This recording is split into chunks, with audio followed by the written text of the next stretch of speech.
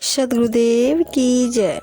इस संसार में वेशधारी साधु बहुत देखने में आते हैं, परंतु गुण लक्षणों वाला सच्चा संत कोई विरला ही होता है, जो मन इंद्रियों को संयमित करके वैराग्य भाव से संसार में विचरते हुए सतगुरु ज्ञान में समाया रहता है।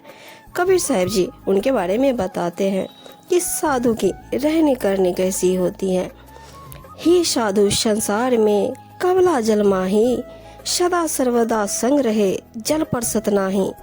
जल केरी जो कू कही, जल माही रहानी। पंख पानी वेदे नहीं, कछु असर न आने। मीन तिरे जल ऊपरे, जल लगे ना भारा। आर अटक माने नहीं, पौड़े जल धारा।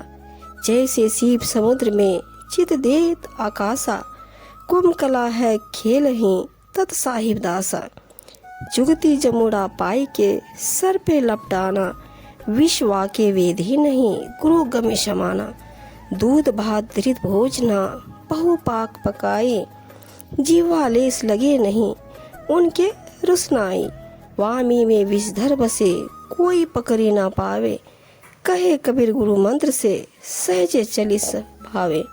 भावार्थ है कि कबीर साहब जी बताते हैं, संत जन संसार में ऐसे रहते हैं जैसे जल में कमल।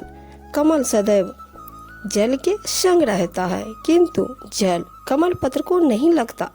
कमल पत्र से जल की बूंद फिसलकर गिर जाती है, वह उस पर नहीं ठहरती। वैसे ही संत संसार में रहते हैं, किंतु सांसारिक विषय वासना उन्हें नहीं लगती। जिस प्रकार जल मुर्गी तालाब के जल में रहती है, किंतु पानी उसके पंखों को नहीं भेदता और उस पर कुछ भी असर नहीं पड़ता, उसी प्रकार संसार में रहते विचरते हुए विवेक वैराग्य संपन्न संत के निर्मल एवं समुज्ज्वल जीवन को काम मोहादि विषय विकार नहीं वेद पाते। उस पर उनका कोई प्रभाव नहीं पड़ता। मछली जल प्रवाह के ऊपर ही और उसकी विपरीत दिशा में तैरती है, उसे जल कभी भारी नहीं जान पड़ता। वह जल में कभी कोई रोक टोक अथवा कठिनाई नहीं मानती। वह जलधारा को पौड़ती हुई स्वच्छंद तैरती रहती है। ऐसे ही ज्ञान साधना में मग्न संत सांसारिकता के विपरीत बेरोक टोक स्वतंत्र घूमते विचरते हैं। वे कभी कोई कठिनाई नहीं मानते, प्रत्येक स्थिति में समत्व भाव में रहते हैं। जिस प्रकार सीप समुद्र में होते हुए भी अपना चित आकाश की ओर किए रहती है, तथा नट घड़े को सिर पर रखकर उनसे ध्यान लगाए हुए बांस पर चढ़ जाता है, उसी प्रकार संत समृत सतगुरु परमात्मा के दास है। वे संसार में कुछ करते एवं विचरते हुए निरंतर उससे ही ध्यान लगाए रहते हैं। जिस प्रकार कोई व्यक्ति बचाव की युक्ति जहर मोहरा पाकर अपने शरीर पर सर्प लपेट लेता है, तब उसे सर्प का विष नहीं व्यापता, उसी प्रकार गुरु ज्ञान को धारण करके संत उसमें भली प्रकार समाये रहते हैं। इसी प्रकार उन पर संसार के राग द्वेष हर्ष शोक भय चिंता तथा काम क्रोध आदि विकराल विषयों के घातक विष का प्रभाव नहीं पड़ता।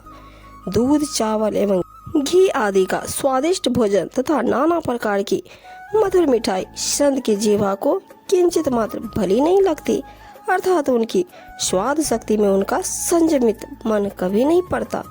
उन्हें समयानुसार जो भी रूखा फीका सुपाच्य एवं सात्विक भोजन मिल जाए, वे उसे ही खाकर संतुष्ट रहते हैं। वामी में विषधर सर्प रहता है, उसके भीतर उसे कोई नहीं पकड़ पाता। सतगुरु कबीर साहब जी कहते हैं कि गुरु मंत्र से वह सर्प सहज ही वामी से बाहर चला जाता है। इसी प्रकार देह के अंदर बसने वाला चंचल मन किसी की पकड़ में नहीं आता, परंतु संत का मन सतगुरु का ज्ञान विधिवत आचरण करते रहने से उनके वश में रहता है और सदा शांत एवं निश्चल होता है।